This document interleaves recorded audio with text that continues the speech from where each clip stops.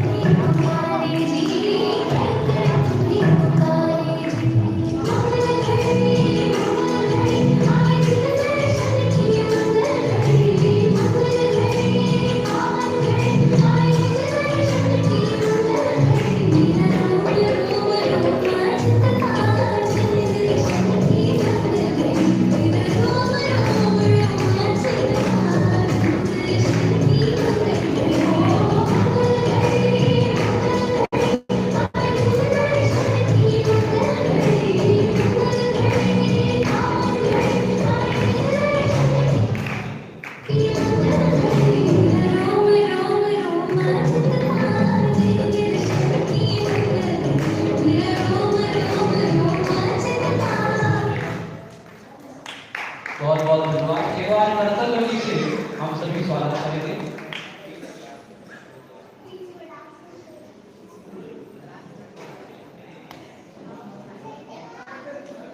चलिए बहुत सुंदर मंगलमय ये जो घड़ी है तत्व चर्चा संवाद की और यहाँ से प्रारंभ हो रही है और मैं निवेदन करूँगा हमारे आयोजक परिवार वो तत्व चर्चा प्रारंभ।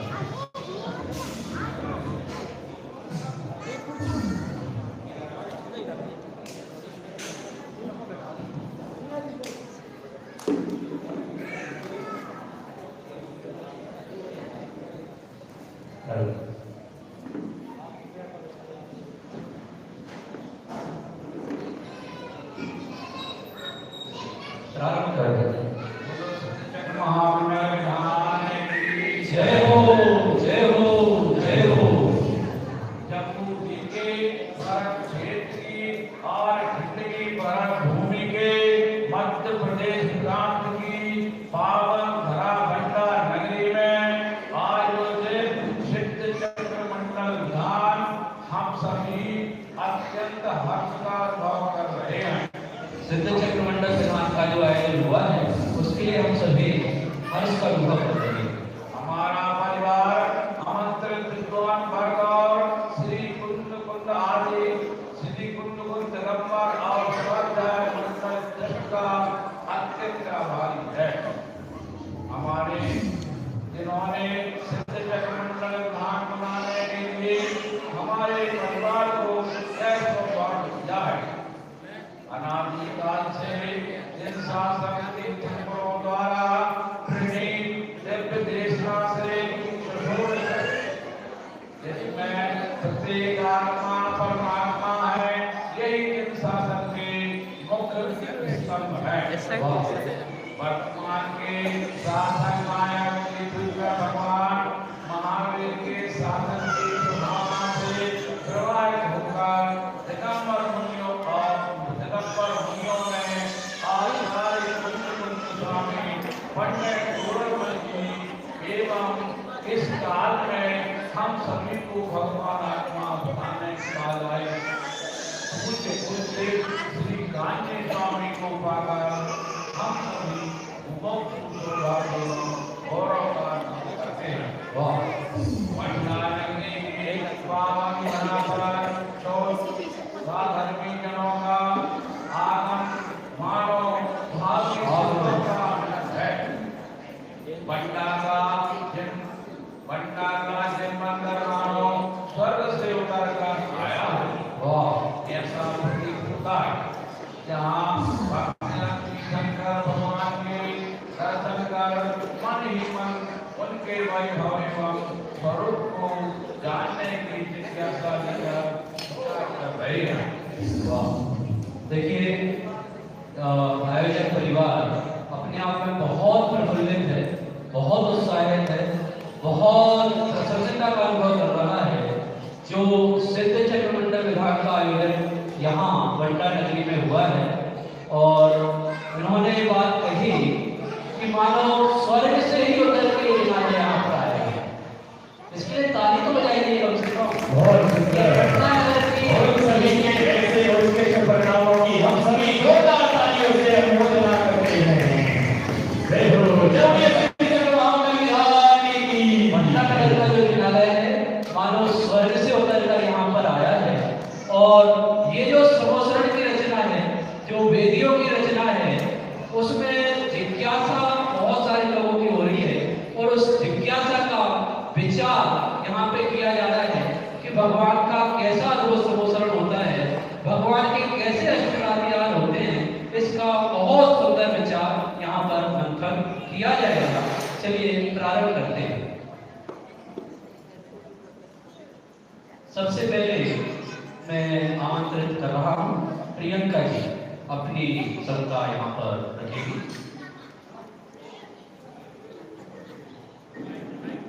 माइक पास कर देना।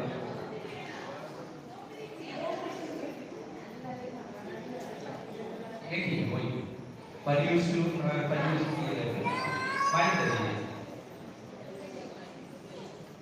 माइक आप पास करते जाना वापस। यदि आपको खड़े होने में तकलीफ है तो आप बैठ के बोल सकते हैं।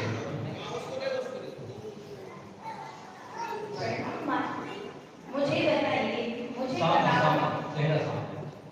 मुझे बताओ तीर्थंकर कितने कैसे होते हैं, क्या करते हैं और कहाँ रहते हैं?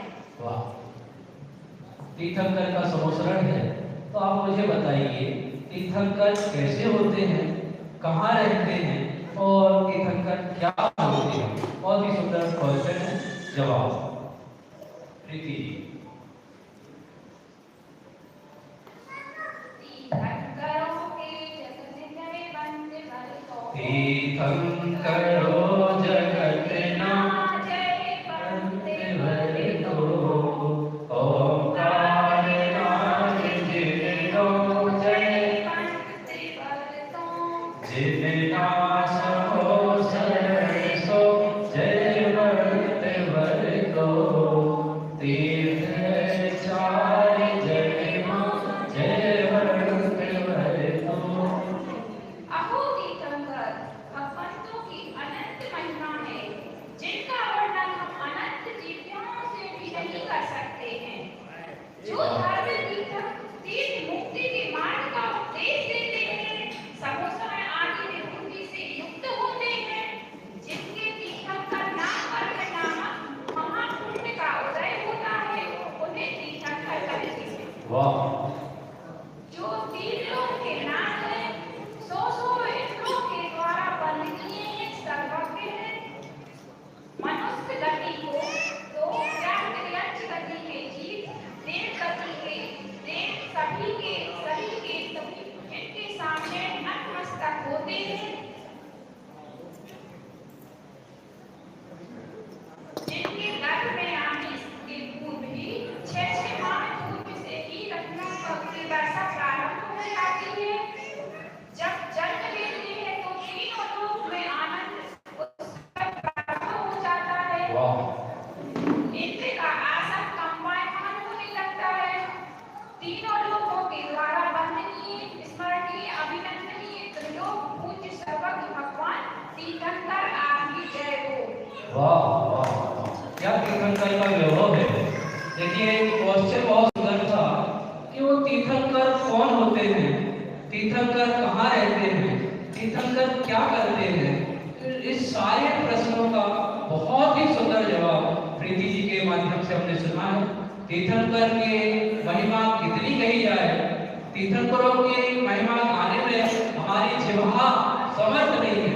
उनकी महिमा अनंत है, जैसा कि हम सभी ने सुन रखा है। तीर्थंकर किसे कहते हैं, जो धर्म तीर्थ का उपदेश देते हैं, जो समोसरण आदि विभूति से युक्त होते हैं और जिनका तीर्थंकर नाम का महान पुण्य का उदय होता है, उन्हें तीर्थंकर कहते हैं। फिर उन्होंने क्रम से गर्भ कल्याण, जग कल्याण, तप कल्याण, ज्ञान कल्याण और मोक्ष कल्याण, इन कल्याणकों से विभूषित तीर्थंकर भगवान होते हैं। और सारे के सारे कल्याण स्वर्ग से आकर स्वधर्मेंद्र मनाते हैं। बहुत ही सुंदर दृश्य होता है। आप सभी पंच कल्याणकों से अद्भुत हैं। आप सभी ने पंच कल्याणकों को श्रवण किया हुआ है। आप सभी तीर्थंकरों की महिमा अपने आप में जिहन में बैठा के रखे हुए हैं। आइए हम सभा को आगे बढ़ाते हैं, इस तत्व बढ़ाते हैं और हम पहुंच रहे हैं जी के साथ, वहां पर पहुंच रहे हैं और उनकी क्या समस्या है, क्या जिज्ञासा है और क्या जवाब मिलता है। आइए प्रारंभ करते हैं।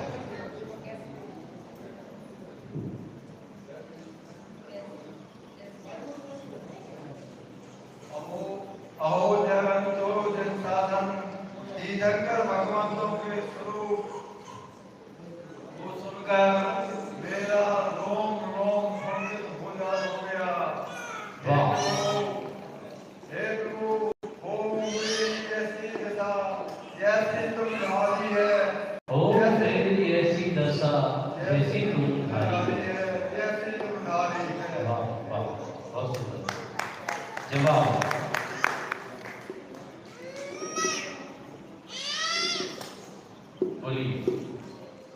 कैसी सुंदर दिन प्रतिमा है, कैसा सुंदर है दिन रूप। मैंने आज वंदा की मनोहरी वेदी में प्रार्थना भक्तों के दर्शन किए। उनके चारों ओर की सुंदरता देख मेरा हृदय बहुत प्रसन्न हुआ। ऐसी सौम्य शांत विराट मुद्रा को देखकर यहाँ से हटने का मन ही नहीं हो रहा था। वाह वाह, कैसी सुंदर दिल प्रतिमा है, कैसा सुंदर है जिन रूप, जिसे देखते सहजे होता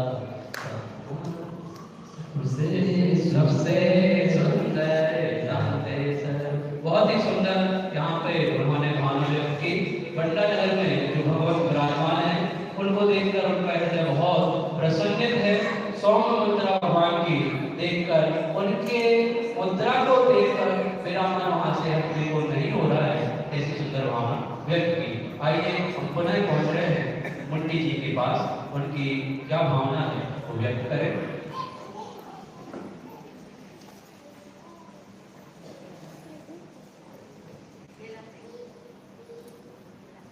इसमें थोड़ा संगीत का और भजनों का अभाव रहेगा। ये प्योर तत्व चर्चा है, आपको बहुत ध्यान से सुनना पड़ेगा।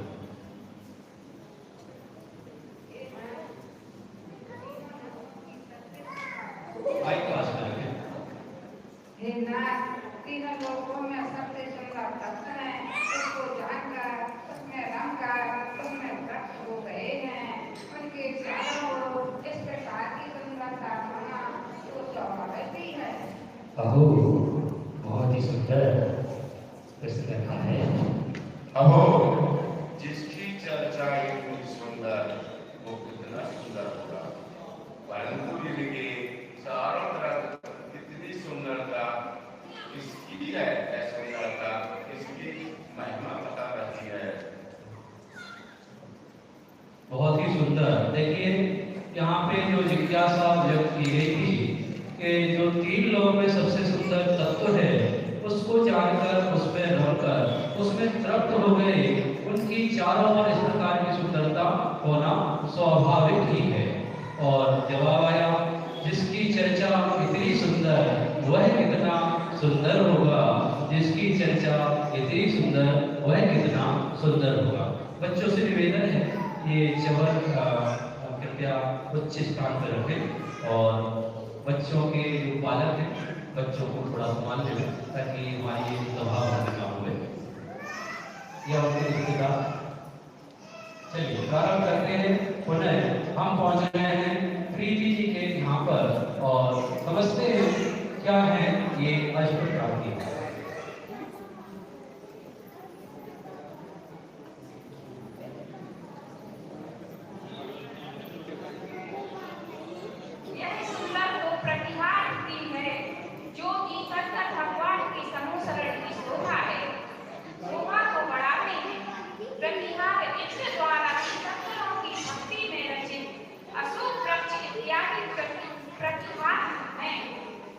प्रातिहार है, प्रातिहार है। ये प्रातिहार जो तीर्थंकर भगवान के समोसरण की शोभा बढ़ाते हैं। मैं निवेदन करूंगा हमारे राहुल जी से, जो प्रातिहार है वो कृपया एक प्रातिहार देते हुए ताकि वो दृश्य को देख मंडल से। देखिए जो प्रातिहार समोसरण की शोभा बढ़ाते हैं, है ना, तो उनका क्या स्वरूप हो सकता है, वो कौन कौन से प्रातिहार है, यहाँ पे हम समझेंगे। चलिए प्रारंभ करते हैं। हमारे यशवंत जी इसका जवाब देंगे। उन प्रातिहार्यों के नाम इस प्रकार हैं: अशोक वृक्ष, चवर, छत्र, दुदुम्बी, भामंडल, दुंदुभी, भामंडल, सिंहासन, पुष्प वृष्टि, दिव्य ध्वनि। पुनः हम एक बार नाम बोल रहे हैं, आप लोगों ने नाम तो सुने ही होंगे और स्वास्थ्य पाठ के माध्यम से भी हम अष्ट प्रातिहार्यों को याद करते हैं। दिव्य विटप पवन के बरसा, दुंदुभि आसक वाणी सरसा, छत्र चमर भामंडल भारी, एक प्रातिहार मनहारी। कौन कौन से ये 8 प्रातिहार है? सबसे पहला अशोक वृक्ष, द्वितीय चवर, 3 नंबर पे छत्र, दुंदुभी, भामंडल, सिंहासन, पुष्प वृष्टि और दिव्य ध्वनि। आइए इनका हम क्रम से स्वरूप समझेंगे। हम पहुंच रहे हैं पूर्ति जी के पास, वो जो पहला प्रातिहार है उनके संबंध में अपनी जिज्ञासा रखें।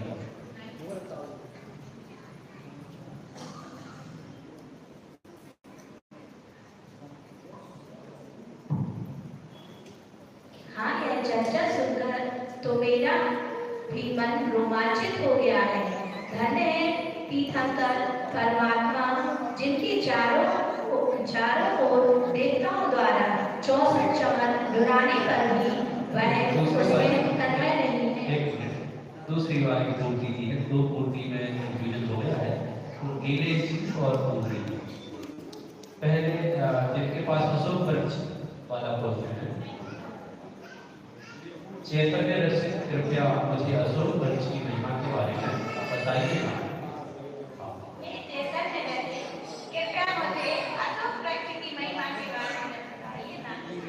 जी जवाब देंगे।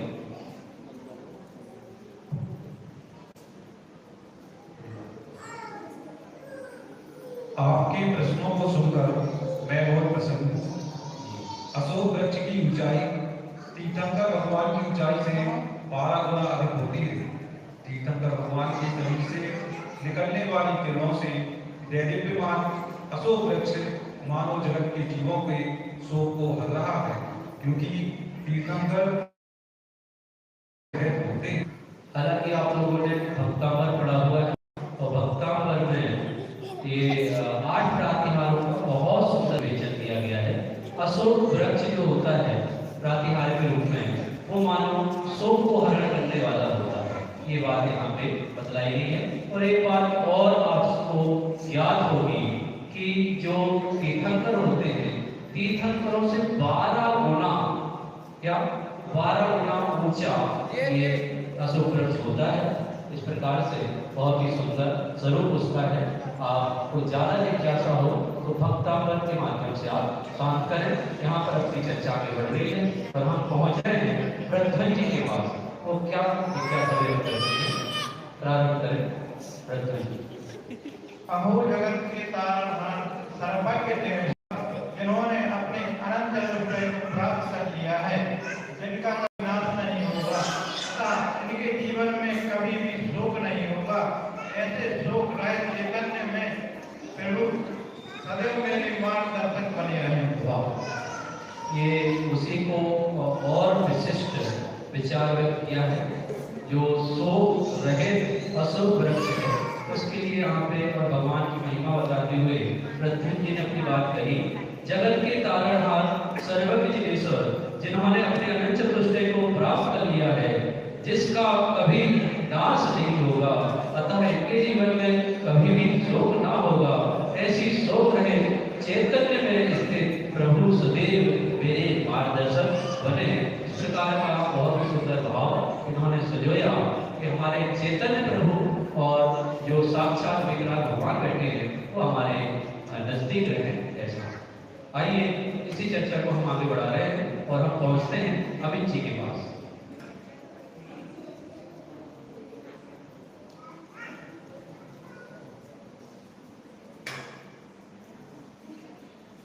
मुझे तो भगवान के सामने चमक से भक्ति करना बहुत अच्छा लगता है, परंतु इन चमरों की महिमा क्या है? आप लोगों ने चवर से भक्ति बहुत की होगी, लेकिन वो चवर का स्वरूप क्या है, आखिर चवर क्या होते हैं, ये जिज्ञासा है अमित जी की। लगता है तुम्हें 170 तीर्थंकर विधान में भक्ति करने का बहुत भाव हो रहा है। वाह। आखिर क्यों ना हो, तीर्थंकरों की महिमा ही ऐसी है। देखो तारा, चार दिशा, इस प्रकार प्रत्येक में 8 चवर, इस प्रकार कुल 64 चवर तो लाए जाते हैं। इस मनोहारी दृश्य देखकर भी आपका भक्ति का भाव हो रहा है। 64 चवर होते हैं और 64 चवर कैसे होते हैं, इन्होंने बताया कि 4 दिशाओं में और 4 दिशाओं में, ऐसे प्रत्येक में 4 ऐसे 8 या 64, इस प्रकार से 64 चवर का यहाँ पे स्वरूप बतलाया। बहुत ही सुंदर मनोरम दृश्य समोसरण का होता है। और हमारे वेदियों में भी आजकल जो वेदियाँ होती हैं तो वेदियों में ऊपर 64 चवर, जो नवीन चिन्हालय बने हुए हैं वहाँ पे 64 चवर दिखते हैं आपको, और उनका क्या स्वरूप था वो यहाँ पे हमने देखा। आइए हम आगे बढ़ रहे हैं और पुनः पहुँचते हैं मूर्ति के पास, उनकी क्या जिज्ञासा है। माइक पास कर दिया, इनके पास माइक है, कॉर्डलेस माइक पास कर दी जाएगी। आपकी चर्चा सुनकर तो मेरा भी मन रोमांचित हो गया है।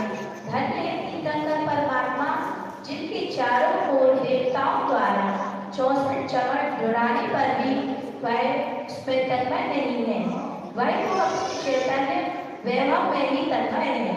ऐसी विकरालता को कोटि कोटि नमन है।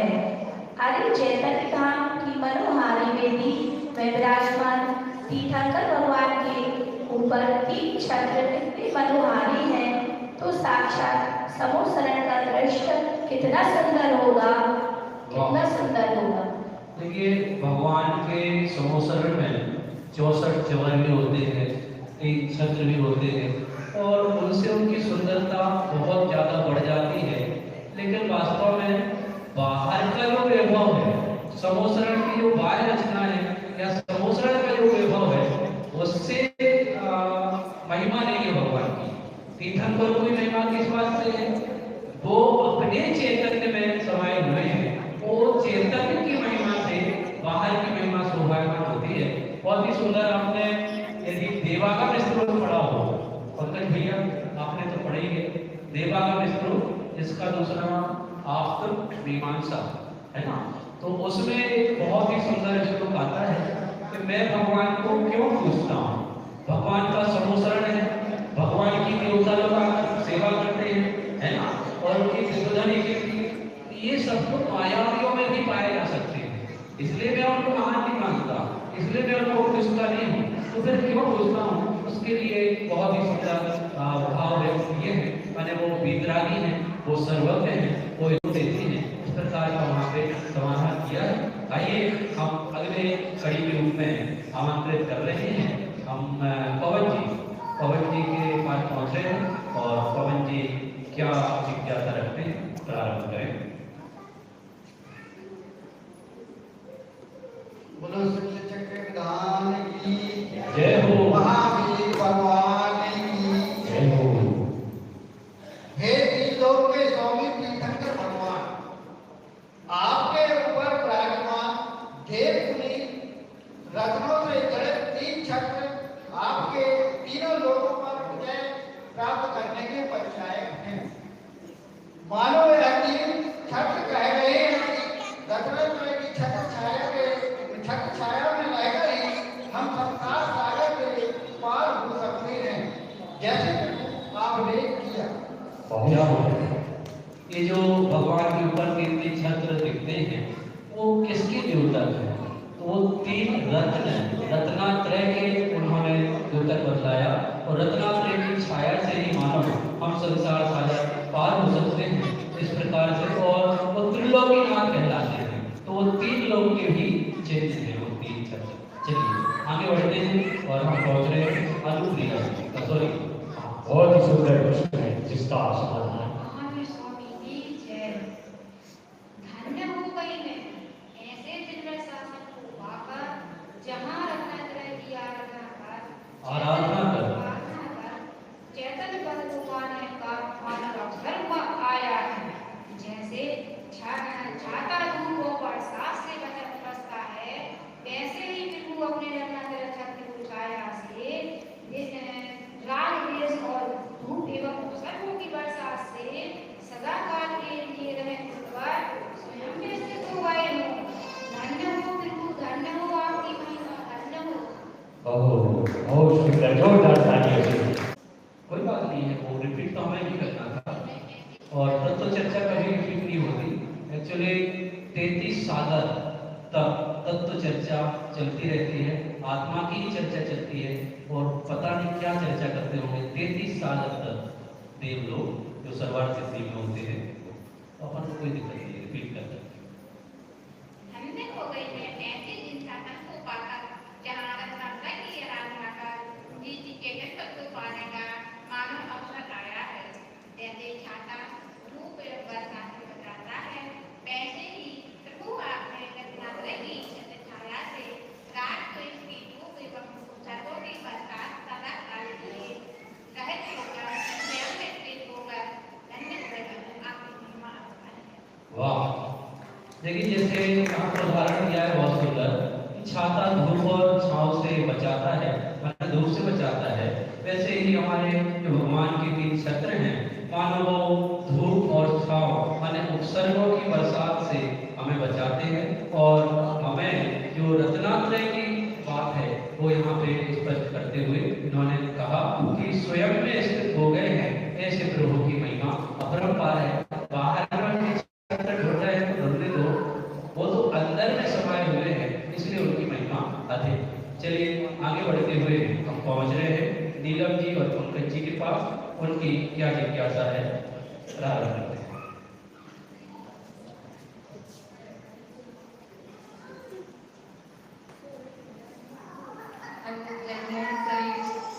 अरे एक कर्ण की आवाज किसकी है और यह किसका संकेत है? एक्चुअली जब भी भगवान का जन्म होता है या कोई प्रसंग ऐसा होता है तो बहुत प्रकार के वाद्य बजते हैं, जिसमें नगाड़ों की भी आवाज होती है। तो ये कर्ण की आवाज उनको सुनाई दे रही है, उसका संकेत उन्होंने किया है। देखिए उसका क्या समाधान मिलता है पंकज जी। बोले महावीर भगवान की जय।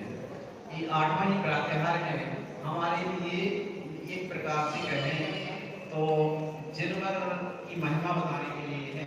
तो जैसे दुंदुभी का त्योहार है तो यह कर्ण की आवाज हमें एक सुनकर भगवान की दुर्लभ प्रातिहार्य की सूचना देती है। वाह। जैसे हम पत्रिका और व्हाट्सएप के माध्यम से संदेश देते हैं, वैसे ही यह नगाड़े हमें भगवान की दिव्य देशना सुनने हेतु आमंत्रित कर रहे हैं। मानो यह शंखनाद हमें 3 लोक पर विजय प्राप्त करने वाली कला सिखाने का आह्वान कर रहा हो। वाह वाह, ऐसी है दुर्लभ प्रातिहार्य। बहुत ही सुंदर जवाब दिया।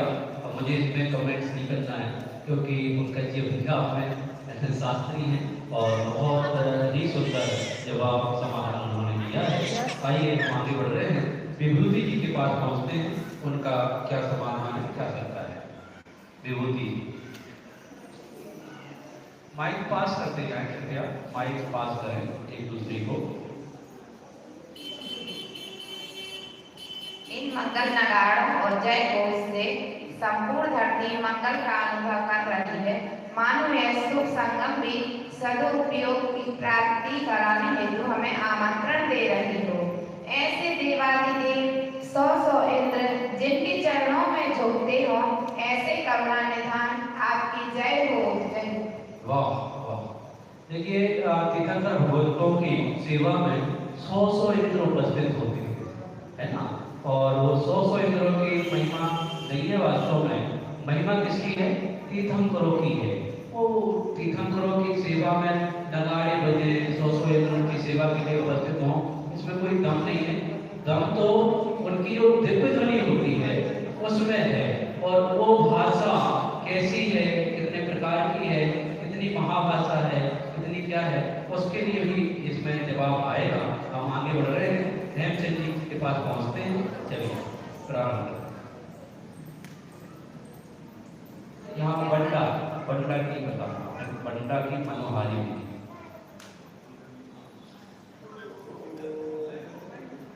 कोई बात नहीं, बैठ। हाँ बोलिए। बंडा की मनोहारी विधि में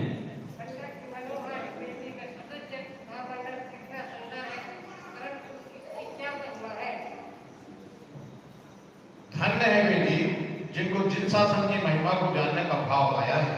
समोसरण में तीर्थंकर भगवान के मस्तक के पीछे जो आभा मंडल होता है वही महामंडल है।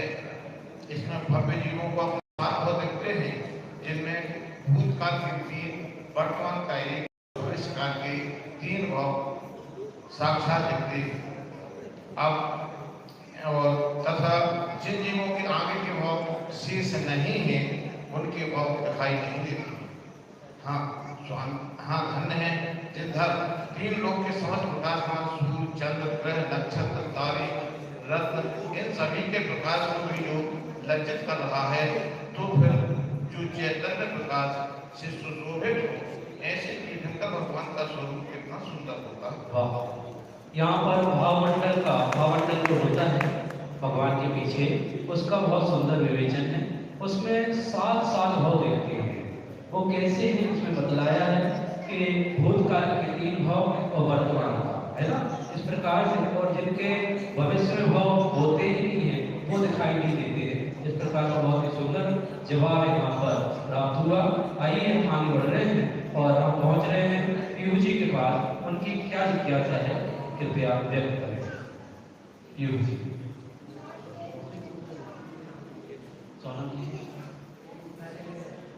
चलिए यहाँ से एक जवाब और सवाल यहीं से हम प्रारंभ कर रहे हैं। जिन शासन को पाकर मैं धन्य हो गई, अब यह बताओ कि यह पुष्प वृष्टि की क्या महिमा है। जवाब, समोसरण में आसमान से देवोपुरी अशोक वृक्ष के पुष्पों की मंद मंद हवा के साथ साथ जलों की बूंदें सहित नीचे गिरना तथा इससे 10 दिशाओं का वातावरण सुगंधित एवं स्वच्छ हो जाना, यही उसकी महिमा है। अहो धन्य है प्रभु आपकी महिमा। पुष्पों की वर्षा के साथ साथ सुगंधित हवा एवं जल की बूंदों की वर्षा, यह दृश्य तो मानो भगवान की दिव्य देशना रूपी वर्षा का है, जिसमें समस्त दिशाएं तत्व ज्ञान की सुगंध से महक रही हैं। तत्व ज्ञान की वर्षा से मानो जगत के जीवों के विद्यार्थों का कसाय, राग, द्वेष, विकार के तपन का नाश हो रहा है। धन्य है प्रभु आपकी दिव्य देशना, धन्य है।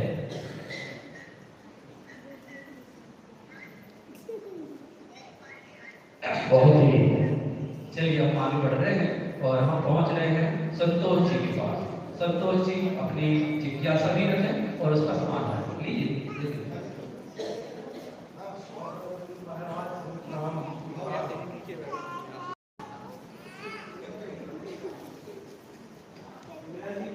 और उसका उत्तर भी मैं दूंगा, क्योंकि प्रश्न करने वाला यहाँ उपस्थित नहीं है।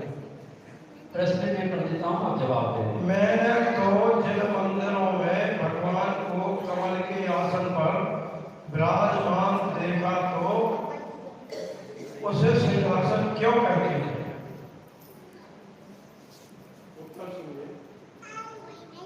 सिंहासन अर्थात सरोसरण में तीन कटनी में से तीसरी में चारों ओर सिंह जैसे आसन बने होते उसे सिंहासन कहते हैं। वाह। और इस सिंहासन के ऊपर कमल है, उसके भी 4 अंगुल ऊपर अधर तीर्थंकर भगवान विराजमान है, अतः इसे सिंहासन कहते हैं। धन्य है तीर्थंकर भगवान की महिमा, जो निश्चय से अपने चैतन्य सिंहासन पर विराजमान है। मानो वे हमें संदेश दे रहे हो कि एक चैतन्य आसन के बिना सभी आसन क्षणभंगुर हैं, नश्वर। वाह। क्या मैं एक प्रश्न कर रहा हूँ, क्या अभी 7वां दिन है, कल का दिन अंतिम दिन है? वैसे तो अंतिम दिन आज ही है, क्योंकि कल शाम को सभा लगी ही नहीं, इसलिए आज अंतिम सभा है। मेरे दिमाग में एक प्रश्न उठा है और मैं आप लोगों से पूछूंगा। ये सिद्धचक महामंडल विधान का आयोजन हुआ, इस विधान में कितने जीवों ने लाभ लिया, बताएगा क्या कोई? रेखा जी आप बताइए, राखी जी आप बताइए, कितने जीवों ने लाभ लिया? हाँ, मैं जानता था कि उत्तर यही आएगा कि यहाँ जो उपस्थित है उन्होंने लिया। नहीं, इस सिद्धचक विधान का जो वाचन हुआ, उसकी जो वर्णनाएं जहाँ जहाँ तक पहुंची है, वहाँ वहाँ तक ये जो जीव अपने को नहीं भी जीते हैं, उनको भी लाभ मिला है। जय हिंद। बहुत सुंदर। आइए हम इस तरीके को आगे बढ़ाते हुए रासुल जी के पास पहुंच रहे हैं। रासुल जी उपस्थित हैं। हाँ आइए।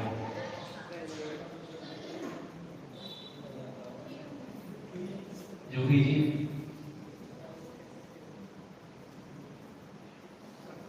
आप लोग आइए।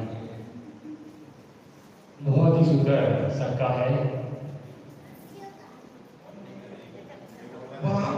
जिनकी चर्चा इतनी सुंदर, वो कितना सुंदर होगा, कृपया कर दिव्य धुनी की क्या महिमा है बतलाइए। जोगी जी वहीं दे दीजिए, कोई दिक्कत नहीं है। ये हमारी चर्चा ही चल रही है और बहुत सुंदर चर्चा है। समूह शरण और शादी हारों की बहुत ही सुंदर चर्चा है।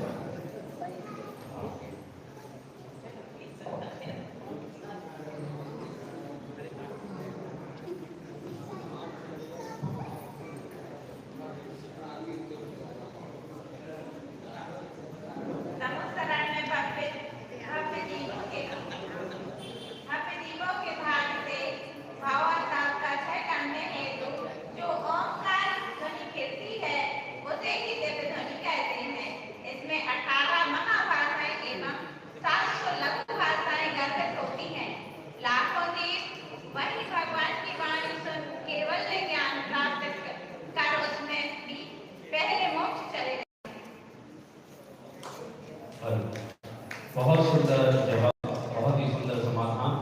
आइए हम आगे बढ़ रहे हैं और हम पहुंच गए हैं कौशल्य जी के पास। उनके माध्यम से हमें जिज्ञासा का समाधान मिलेगा।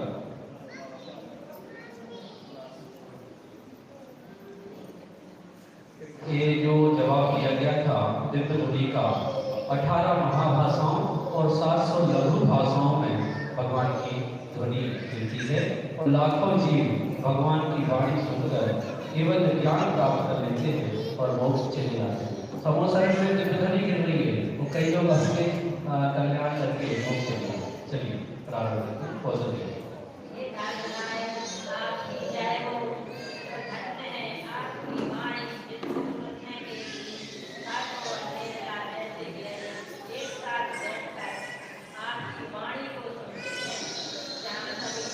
बस 5 मिनट का कार्यक्रम 2 मिनट और लेगा।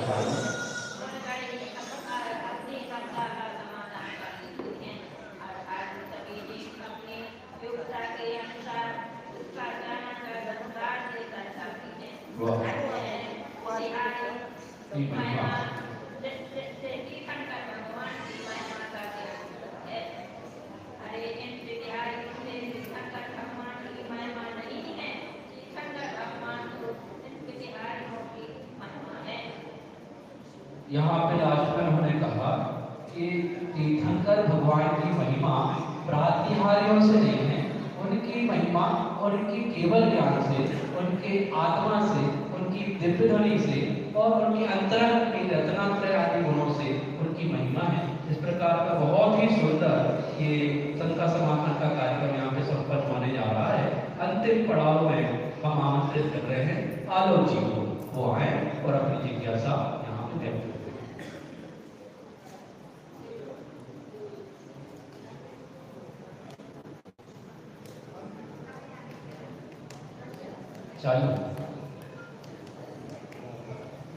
यदि तीर्थंकर भगवान के दर्शन करते समय इन बाह्य वैभव प्रतिहारियों को देखकर उनको महिमा आए तो हम क्या करें? मैंने एक जिज्ञासा बहुत इजी कही कि हम इतनी देर से समोसर की महिमा सुन रहे हैं, है ना, छठ की, दुर्दुभे की, भावंडर की, ये सब अष्टप्रातिहारियों का वैभव हमने देखा। तो भगवान के दर्शन करते समय फिर बाह्य वैभव प्रतिहारियों को हम देखें और उनकी हमें महिमा आए तो क्यों ना आए, आना चाहिए ना।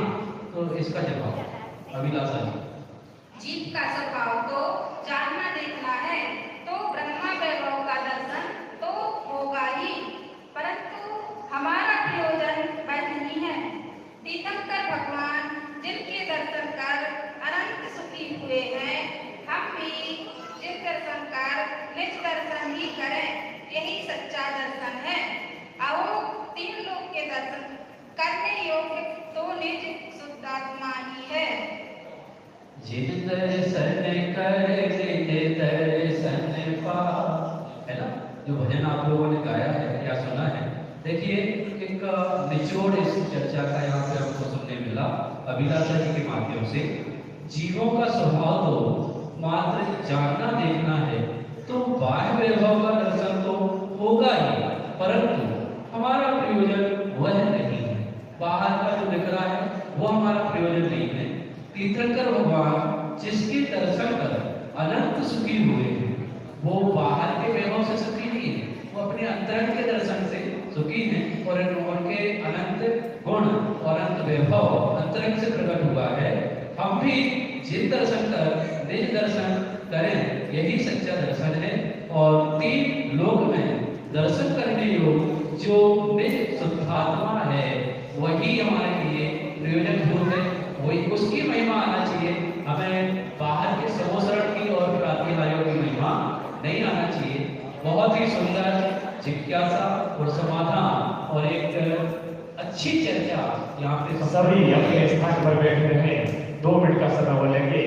बहुत ही सुंदर ऐसी अद्भुत चर्चा इस विधान में हमारे सोधर्म केंद्र और सुशील निराणी के माध्यम से इस सुंदर तत्व चर्चा का लाभ लिया और साथ ही जो 11 तारीख से हमारे लिए अद्भुत तत्व चर्चा का माध्यम हमारे आदरणीय पंडित श्री मनीष जी शास्त्री जो नागपुर से पधारे हुए हैं, मैं आदरणीय सोधर्मेंद्र जी, श्री मुन्नालाल जी परिवार और साथ ही श्री संतोष जी से निवेदन करूंगा कि आदरणीय हमारे जतीश जी वार्ड कर्मचारी पंडित जतीश जी भाई जी के साथ में एक अद्भुत विधान का आयोजन किया गया और साथ ही हमारे आदरणीय पंडित श्री मनीष जी शास्त्री नागपुर में निवेदन करूंगा आकर के सम्मान में मंचासीन हो गई। तो मैं निवेदन करूंगा आदरणीय मनीष से वो आए और हमारे आदरणीय सोनर केंद्र